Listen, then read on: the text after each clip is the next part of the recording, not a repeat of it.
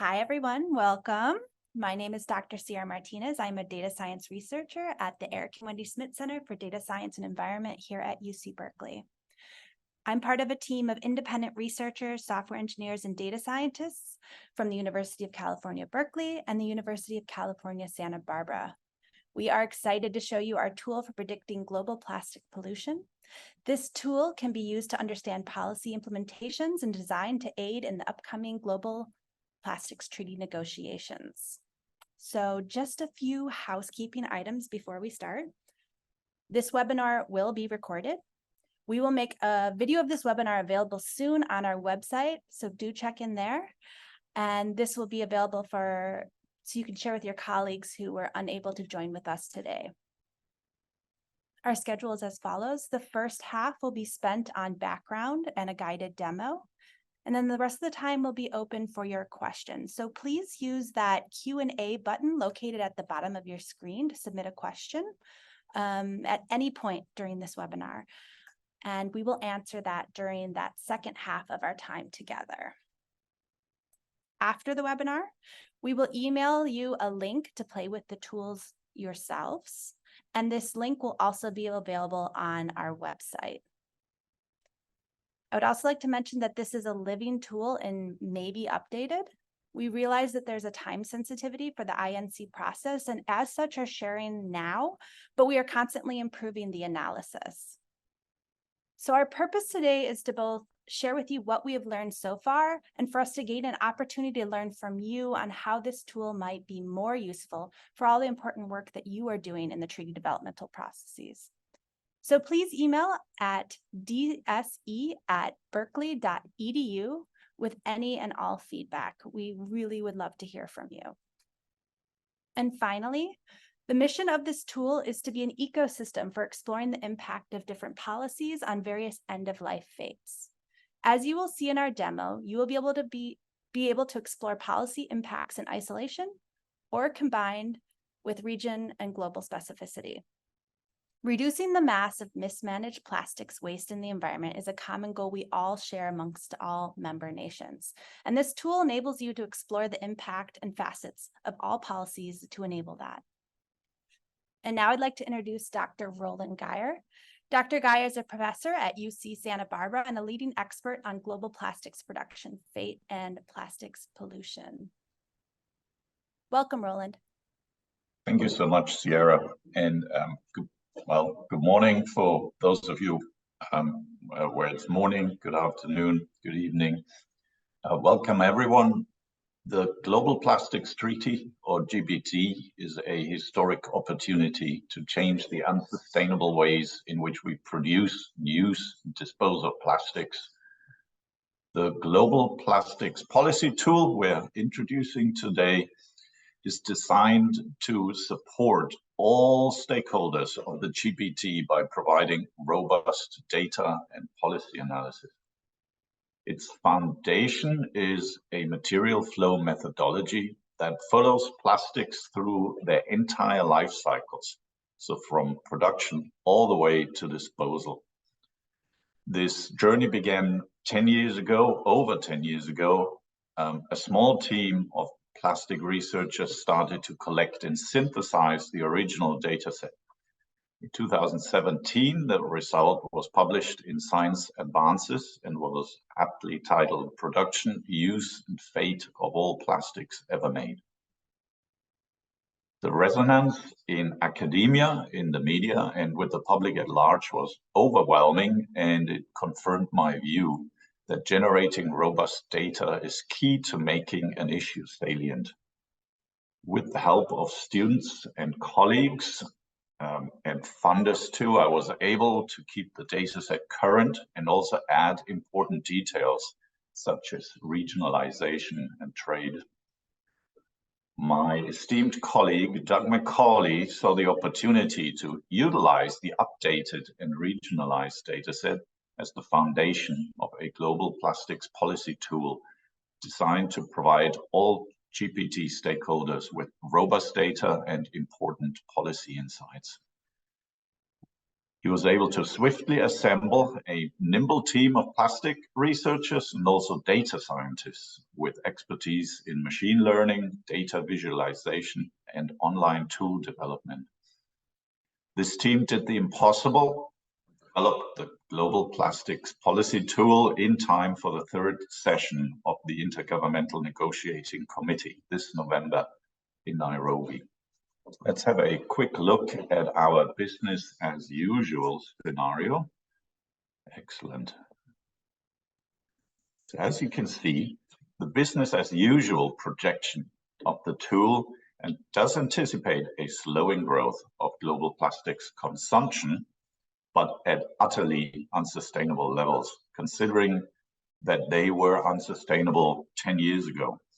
You can also see that the regional projections at the bottom are quite different from each other, which confirms the importance of using a regionalized dataset model.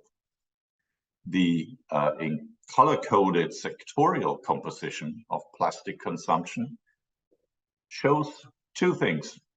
One, packaging does deserve to be a central focus of the Global Plastics Treaty, but second, the other sectors are also large consumers of plastics, as you can see with construction and textiles following packaging in terms of total mass.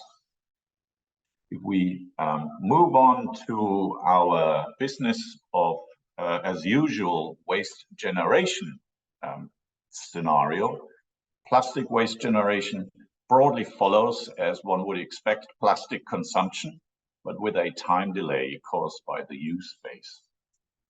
So the amount of mismanaged plastic waste is not the only important environmental metric, but a key indicator nonetheless, since it closely aligns with a key goal of the GPT, which is to end plastic pollution by 2040.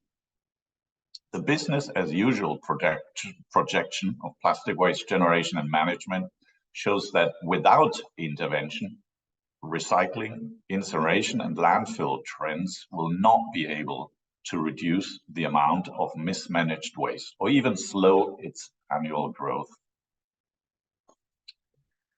A closer look at the business as usual projection of annual plastic waste mismanagement clearly shows why swift and robust policy action is so urgently needed and why our findings support the call for an ambitious global plastics treaty. I would now like to ask Ken Pottinger, one of our other data scientists, to walk you through the tool, show you some of the key features, and also explain some of the key methods behind the tool. Thanks so much, Roland, and thank you everyone for joining us today. So when you first land in the tool, you are presented with an overview of different waste outcomes. So we see within the tool, for example, mismanaged waste, incinerated waste, waste sent to landfill, and waste recycled. As we're looking at these different plastics projections, we're going to focus mostly on mismanaged waste today, given its centrality to the policy conversation. What's going on behind the scenes here is that there's a machine learning model that uses various surrounding variables such as GDP projections and population to understand how these plastics dynamics will evolve into the future. So this is exploring how waste, consumption, trade are going to change as a result of these different dynamics as we move forward. All that being said, something that's unique about the tool and something you'll be hearing about from my colleagues in a moment is that it allows us to stack different policies on top of each other dynamically. So for instance, we can enable different policies in this custom combinations and see what their results look like. In addition to spending a lot of our time today here on the overview tab, after this webinar, you'll be gaining access to this tool. And I want to highlight that there's also the ability to go into this details tab that has a lot more information available to you. In addition to looking at waste, we can look at other phases of life. For example, we can look at consumption broken down by different sectors. And we also have the option to be able to explore different policy levers in much more detail, so you can create a much more specific policy scenario. Within each of these levers, there's also the code necessary to run each of these interventions, which you can modify and play with. And we have write-ups that describe in detail how these interventions work mechanistically.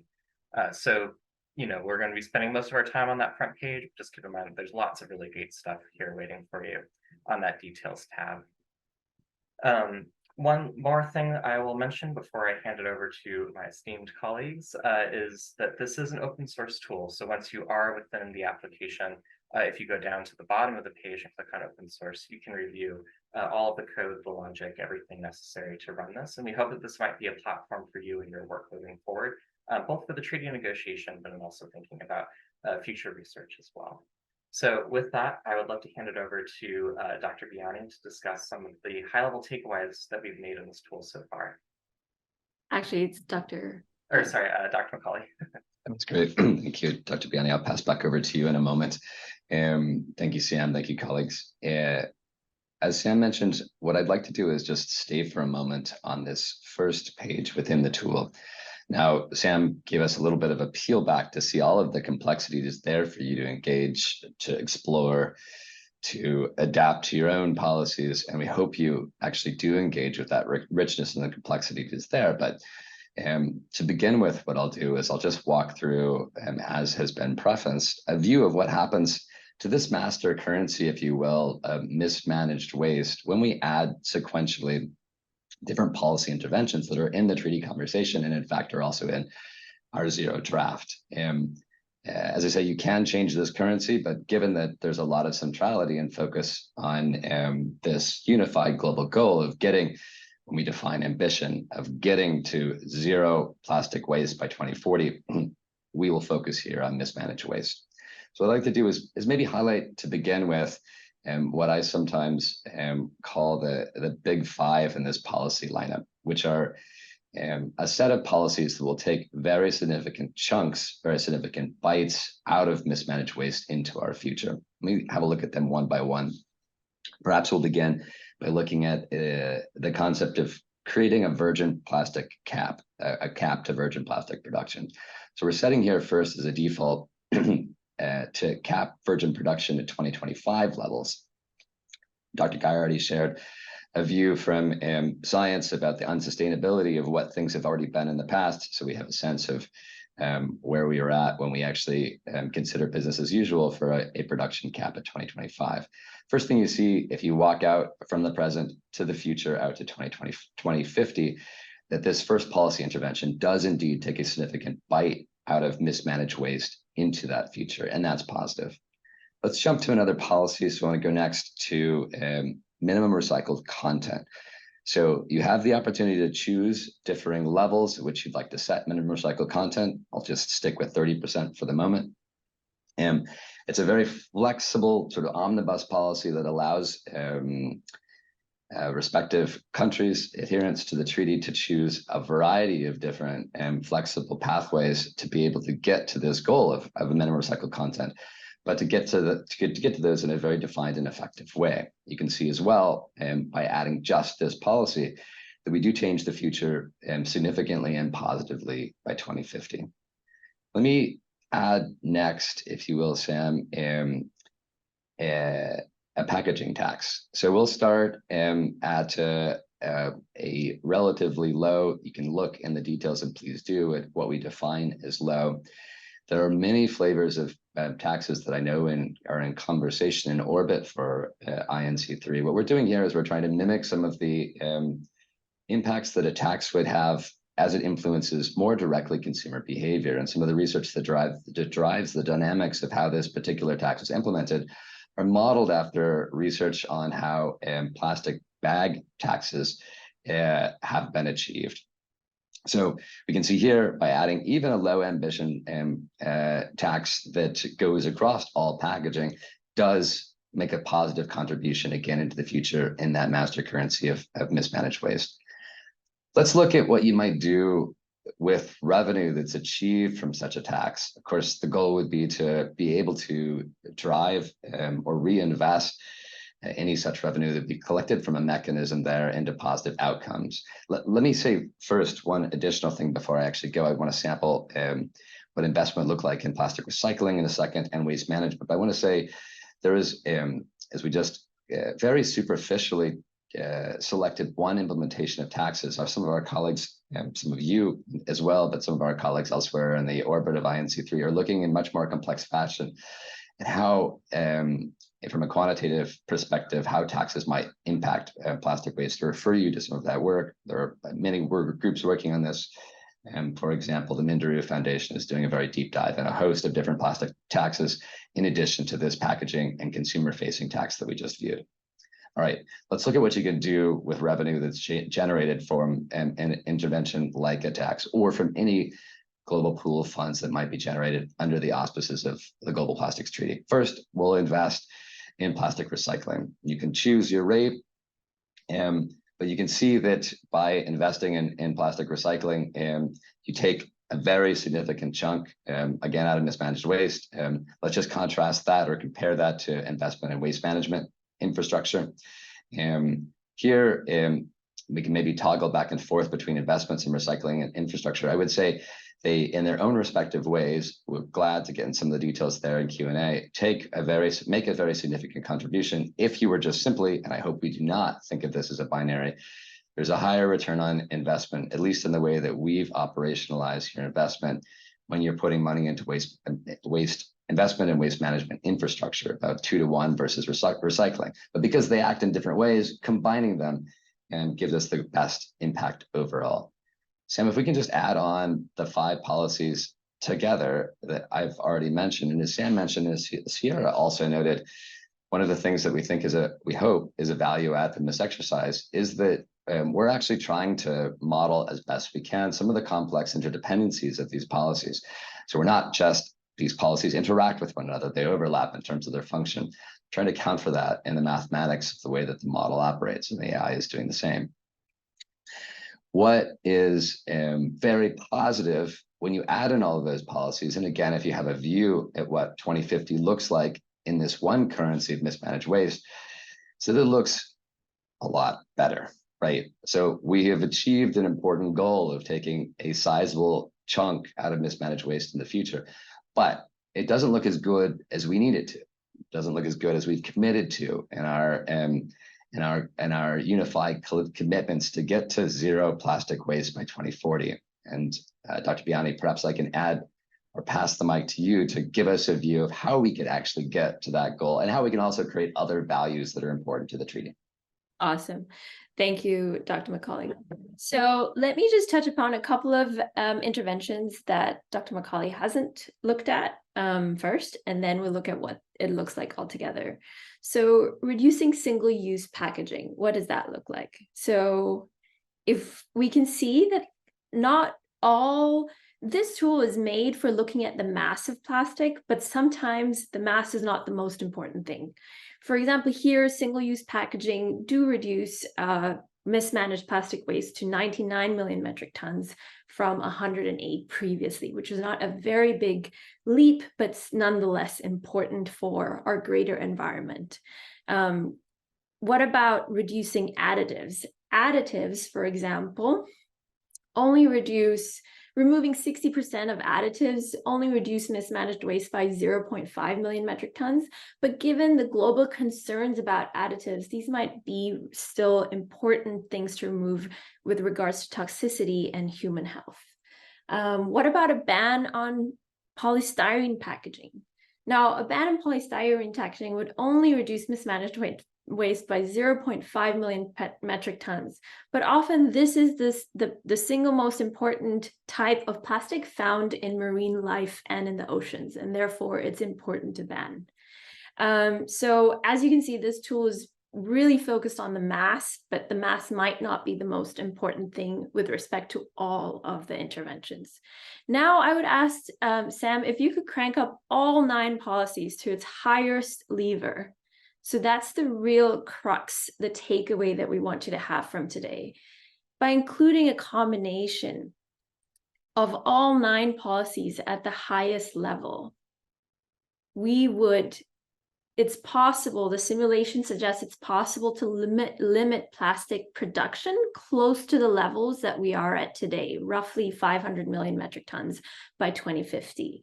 This would lead to a decrease in mismanaged plastic waste to roughly 13.8 million metric tons per year compared to 108 million metric tons per year in business as usual. And this tool is precisely there for you, the user, to play around with what policies your specific country or region would like to see the most, and really kind of delve into the back end, into the details tab, where you can see the outcomes of this for yourself. So with that, I would also like to quickly point out the difference in minimum recycling content and minimum recycling rate and how they're different. Minimum recycling content dictates how much new plastic products come from recycled material, whereas minimum recycling rate dictates how much of the plastic must be collected for recycling, regardless if these materials are used for recycling. So that's just an important caveat to make. And with that, I'll pass it along to Dr. Sierra Martinez. I'll give it to Doug. Sure, great. Thank you, Sierra, and thank you, Dr. Biani. We're going to go in a moment to questions and answers. We expect that you have lots of questions, or we do hope that any exercise that tries to go through and simplify a vast amount of complexity using data that's messy and using best available data provokes questions. So please do drop your questions into the question and answer. If I was to provide a little bit of a final thought before we go to engage with your questions, and this conversation that we go to is perhaps the most important part for all of us, because we're looking for ways to adapt what we're doing to make it better, and most importantly, to make it most useful to all of you in the important work that you're doing. But if I was to provide a final thought, I guess I would say that scientists are skeptics. And I would say when we saw, or at least when I saw, a lot of discussion around trying to get to an end of plastic pollution by 2040, I did not honestly think from a quantitative standpoint that was going to be possible. One of the most exciting things, the most exciting thing that I think is my takeaway from this exercise, is that it is possible. It was extremely exciting to see, as Dr. Biani just showed us, as Sam and colleagues walked us through, that when we implement at high ambition all of these policies that are here in the tool, and there we know are other policies in orbit in the context of the zero draft, when we truly max out our ambition and bring these policies with highest impact into force, we can get to that future, though what seemed to be impossible is indeed possible. That for me was in a subject of plastic pollution that is often bound with bad news or pessimism, gave me a dose of optimism. I do feel obliged to underline again that the only possibility of getting to that goal, of getting to zero plastic pollution by 2040, involves indeed maxing out our ambition in the treaty. And I think that's perhaps a sober realization, both the optimism, but we should look that necessity soberly in the face in our intersessional work between here and Nairobi. I will pass over to my colleagues that are moderating the Q&A, and we look forward to engaging with your questions. Thank you so much, Doug. So right now we will do questions. Again, if you'd like to ask a question, there is a Q&A button at the bottom of your screen. And it looks like we already have some questions. So let's start with the first question here. What are your primary data sources? Roland, do you want to start with this? Yeah, happy to take a stab at that. Well, as you can imagine, with such a scope as we have, a life cycle model of global plastics on a regionalized basis, there are many data sources that we brought together and synthesized, and also sometimes compared. So we started with global virgin plastic production. So the data set that most people are using there comes from Plastics Europe. It's the annual publication, Plastics: The Facts. So we did start with that, but then also complemented it by going straight to national statistics of global of virgin plastic production, Chinese Statistical Yearbook, the publication of the American Plastics Council, and other national sources to compare and contrast and synthesize that data. Additives was important for us to add that.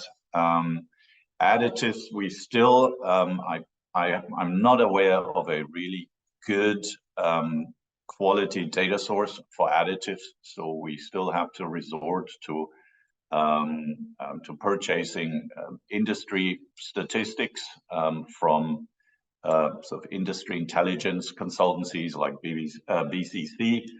But we feel it's important to add the additives piece. Same thing with actually synthetic fibers, which is another piece. I hope you saw that textile synthetic fibers are a big and growing piece of virgin plastic production. So we needed to add that too, but again, that needs to come from very different sources. What's next? Trade. Due to the regionalization, we had to add trade. It's a very important piece. We are relying mostly on the Comtrade, the United Nations trade database there for trade at all stages, from resin to plastic products and finished goods, and also plastic waste. And finally, end of life. It's I'm sure many of you have realized that getting good, robust data on end-of-life management is the hardest by far to come by. So again, we're trying to go straight to national or regional sources like Plastics Europe, like Environment Canada, like the federal EPA here in the US, like the Chinese Statistical Yearbook, in order to get the best available end-of-life management data, and then we complement it with the global sources that are available. I'm sure many of you are available, like the publications of the World Bank and the OECD. Water Waste 2.0 is one example. That was a long answer to your question, but there's a lot of data, lots of data sources. Thank you so much. We'll move on to this next question. Several questions about this. So this is combining a few of your questions. Are you developing this tool to also be used in a local/national level? I'm gonna hand it off to you again, Roland. Maybe Sam, you can add if you. Yeah, absolutely. So I can get an answer started here. So the mechanics and the structure of the model would most certainly enable us to really build this out to essentially a national level. So, you know, have account for all 230 odd countries. The challenge there is more data availability and data quality, and then at a less important makes it also finding the time and the resources to do that. It's certainly possible. So but the amount of data that's required just grows rather dramatically, and this is mostly due to trade that you then need to account for. And also at that point, data quality and data availability just becomes a real big challenge. As I said earlier, end-of-life management data is already very hard to come by at that level of our current 4 regions. But if you really were to drill down to a national level, we tried that for other projects, and I don't want to say impossible, but the sort of uncertainty that you're starting to get into becomes a real challenge. And that's why at the moment we thought that the sweet spot between regionalization, regional detail, and data quality are those 4 regions that we ended up with. Yeah, and I'll just briefly add to that too. In addition to everything Roland just said, also highlighting that there is the ability to work with the underlying code behind this tool. So a lot of the pieces that would be necessary to, say, pull another country out from one of the regionalizations that we've made to make it on its own an additional region within the tool is certainly possible. If you have the data available for that, and the mechanics that we've developed elsewhere in the tool could easily extend to that. So the door remains open for you as well if you're thinking about using this as more of an open source starting point, in addition to thinking about some of the functionality that we've already built out today. Sierra, if I can add one quick minor point there as well, which is that thing that excites us in this landscape of research, science, and tool development is that there are many groups that are developing tools, and we do have colleagues that are focusing more at the national level. That, as Roland said, it takes a focal effort to be able to pull in that data and also to model unique dynamics at a national level. And there are those that are working, World Economic Forum, Pew Charitable Trust, that are focusing on particular countries and doing so at the national level. I'd say the utility, the defined utility and focus of this particular exercise, as Roland said, is really on trying to give us a sense of, if we're setting these unified, binding international policies, what does their impact look like? In some ways, we of course need both these international guidelines of national policies and then ways to implement them back at home. So this question certainly highlights that when we get a high ambition treaty that takes us to on a pathway to eliminate plastic waste by 2040, that's the beginning of the hard work. The hard work has to continue with other analyses that are downscaled and personalized to the national level. Yeah, I will add one more thing. Model outputs are only as good as model inputs. And one of the key takeaways for me for this was, once we implement INC3, like the treaty, how are we supposed to measure baseline? How do every country collect the data to measure their, their acceptance of the treaty regulations? So that's a really important part to think about. And end of life data, I cannot stress enough, is lacking, sorely lacking globally, and is highly needed. Thank you so much, Navidita. That is a great point. I'm going to go on to the next question here. Will you be adding more policies to the model? And maybe Sam? Yeah, it's a great question. So I'll start with, we would love to hear from you if you have additional policies you'd love to see within the tool, and there's the ability to contact us, both at the email address that we shared earlier, as well as a link within the tool itself.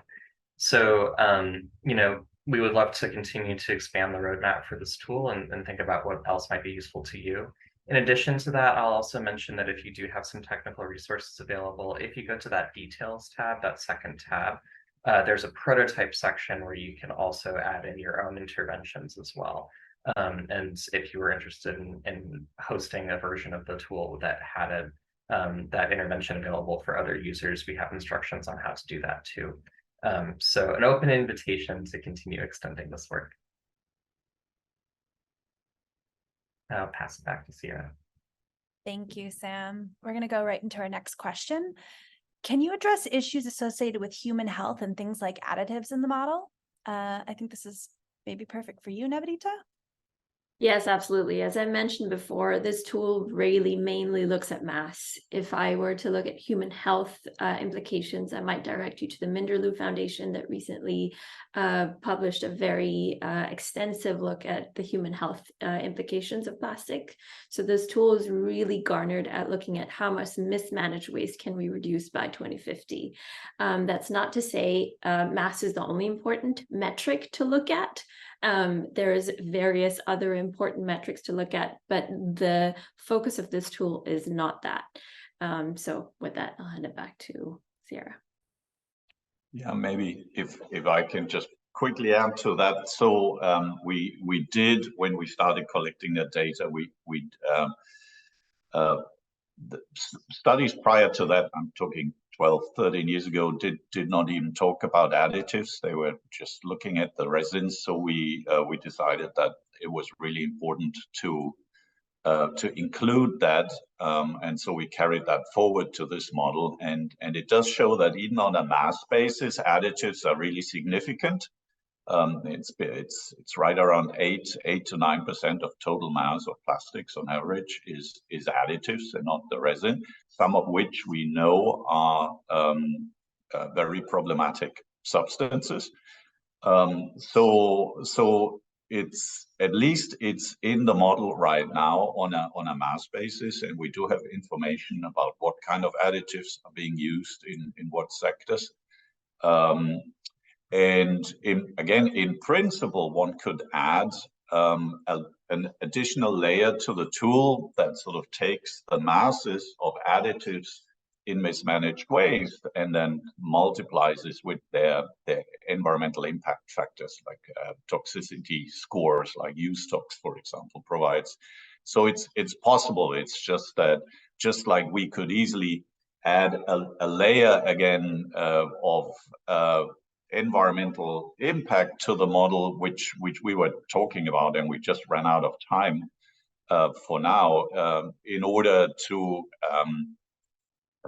quantify the greenhouse gas implications of all those various policies, which I think would be really useful and really important, and hopefully we'll soon get to that. So it's all a technical possibility, and it's just a question of finding the time to add those layers.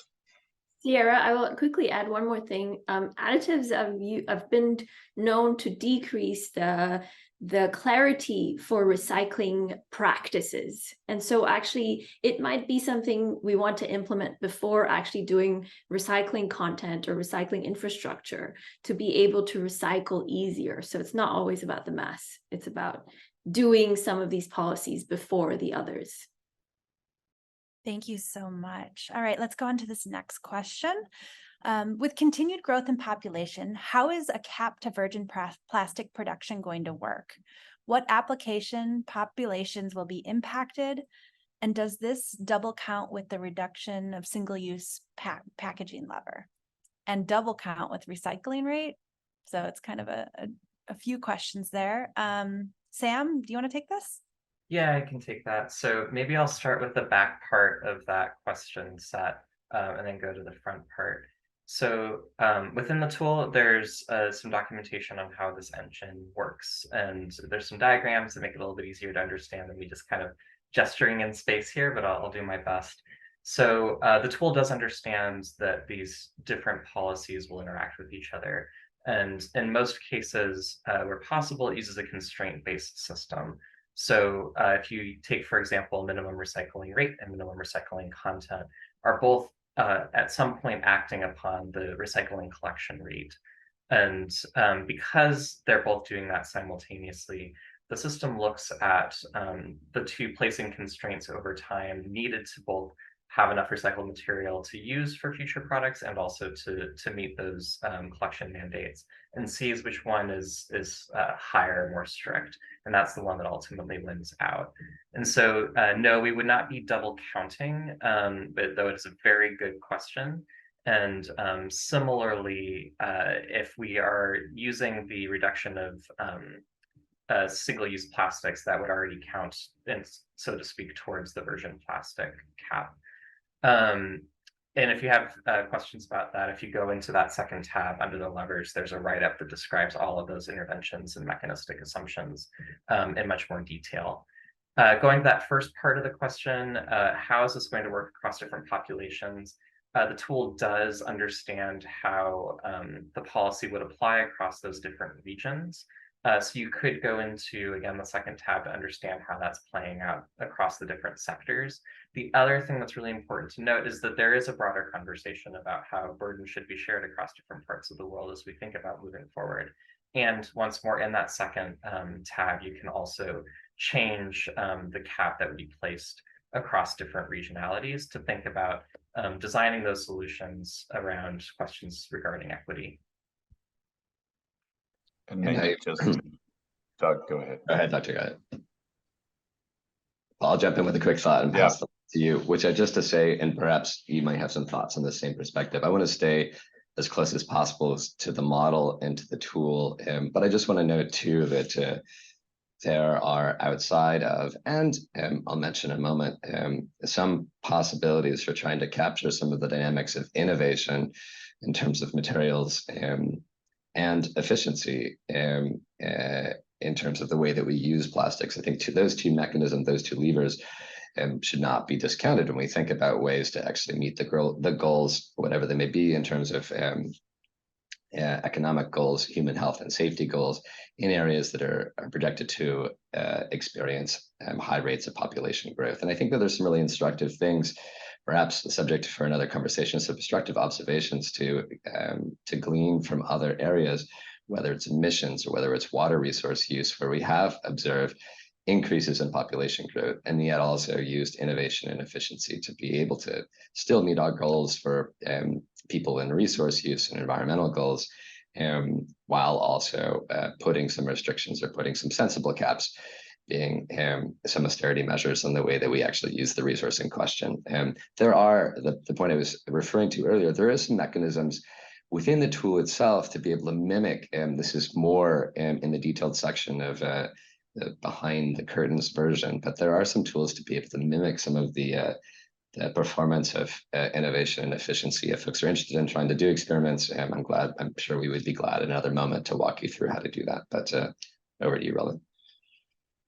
Just very briefly, because I know we have lots of more questions, but there's I've been studying plastics and for over 15 years now, and there's no question that it's a remarkable family of materials, and some of the uses are critically important for across the globe for human welfare. But there's also absolutely no question for me that we could significantly reduce global plastic production without at all reducing human welfare. I think there are a lot of uses and sectors where we could achieve the same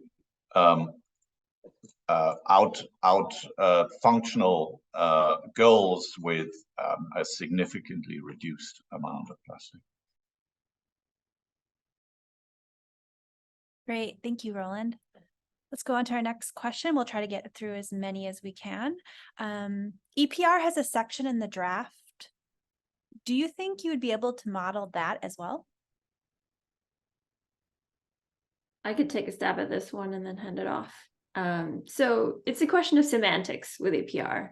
None of the policies we've showed you today could be achieved without EPR, extended producer responsibility, where the producers of these plastics take responsibility at the back end. And we see notoriously that waste management is clearly underfunded in many countries, as opposed to the supply chain that's organized and traceable, and the waste chain is exactly the opposite of that. So things like investment in plastics recycling, investment in waste management infrastructure, collection is actually EPR dressed or worded differently. We might rethink some of that, or perhaps in our paper talk about the EPR details of those implementations. I will open it up to Doug and Roland if they have anything to add to this. Yeah, I think that's exactly right. So extended producer responsibility, so an umbrella notion of extending the responsibility from the households or the generators of waste to other agents in the supply chain, in the life cycle. And so I would say actually the majority of the policies we currently model would be called EPR policies. I have nothing to add. Good to keep working through our lists. Yeah. Great. Yeah, we have about 5-6 more minutes, so we're going to go through as fast as possible. Next question. I'm interested in how the model applies to small island developing states. How do you account for legacy plastics, for example? Further, how can you apply the model to the national context to help mitigate plastic mismanagement? what does the data collection look like for small islands? That's an excellent question. Navadita, you want to start? Actually, I'll hand this one off to Doug. I have a lot to say and I might not. Well, I'm going to give you that opportunity to say a lot, Nivedita, but I'm just going to provide just a perhaps superficial opening thought, which is just to say, as someone who has the privilege of collaborating, learning from, working with, working in a lot of small island developing states, one of the things that I think really hits home for me is when you look in the into the tool in the back end as to where the burden for mismanaged waste is, who is bearing the burden of mismanaged waste. It is countries like small island developing states. And there are more contexts than just small island developing states. We have a lot of countries been together in the way that we're actually projecting where some of that burden lies, and glad to perhaps in another moment walk through how that looks actually quantitatively. But again, as somebody who's been able to work, collaborate, and think with colleagues in this context, is visually there in front of you because of the physics of the oceanography of the Pacific. We have a great deal of plastics that end up and stay in many of the island states, and are creating a huge amount of unfair burden on people, impact on ecotourism and economy overall, on fisheries, on health. So I suppose my point, Nivedita, before I allow you to actually provide something more thoughtful from some of your considerations of data management in these spaces and other, is just to say that there is, as I know all who are here joining us today, huge consideration for environmental justice that can be achieved. We're talking here in terms of the currency of tons and mass, but that burden is disproportionately delivered to different actors in our planet, and small and developing states are one of the focal groups that bear that burden most intensely. I just will add a couple more things. I think really for me, the crux of the problem lies in data and reporting data in these small island states, and how we could actually bring waste management to the 21st century when it's stuck in the 1950s, really. With that, let's just go on to the next questions. Great. Next question. Can you tell us whether any data from low income context is used in the model? And if not, if there's little, in which ways might the output be skewed? This is a great question. Sam or Roland, do you want to start with that? Roland, if you want to start, I can follow up after if there's anything else. Sorry, just repeat that question quickly for me so I answer that as best Can I you tell can. us whether any data from low income context is used in the model? And if not, in which ways would the output be skewed? Okay. So the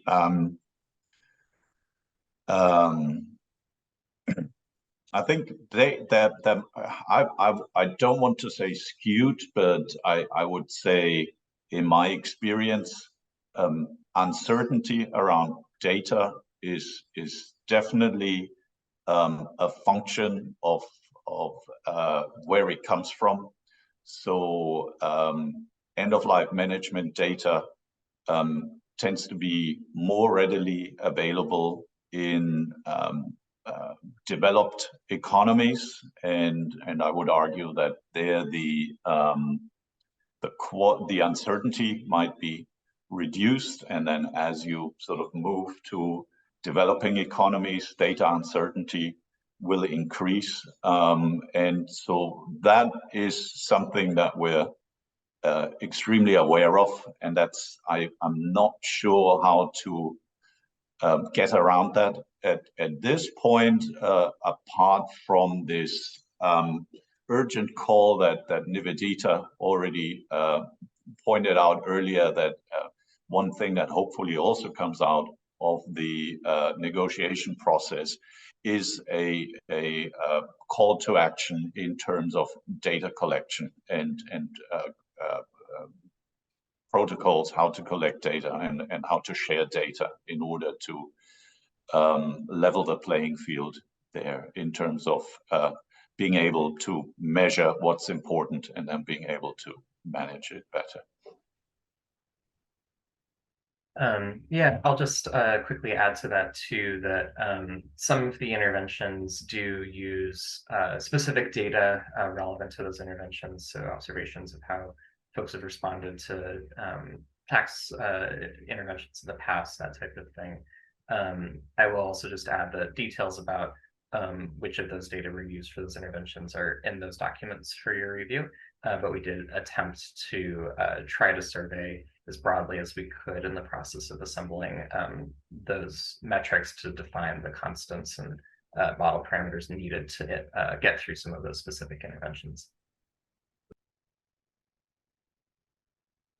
Great. I'm going to go to the next question. Also, under your agriculture section, does this include just on farms and fisheries plastic uses, or does it intend to use those in processing and storage, etc.? Nevidita or Roland? I'm happy to take that. So the agricultural section, yes, would cover plastics used in agricultural production and farming itself. And then when you move on to processing and then further down the supply chain, that will be more likely to show up in packaging. Great. Okay, and we're just going to take one more question and then do a quick closing. Will any of the panelists be at INC3? And if so, would it be possible to meet up? That's a great question. Dr. Roland Geyer and I will be there at INC3. Please reach out to us. You can contact DSC at Berkeley and they will let us know and we can coordinate.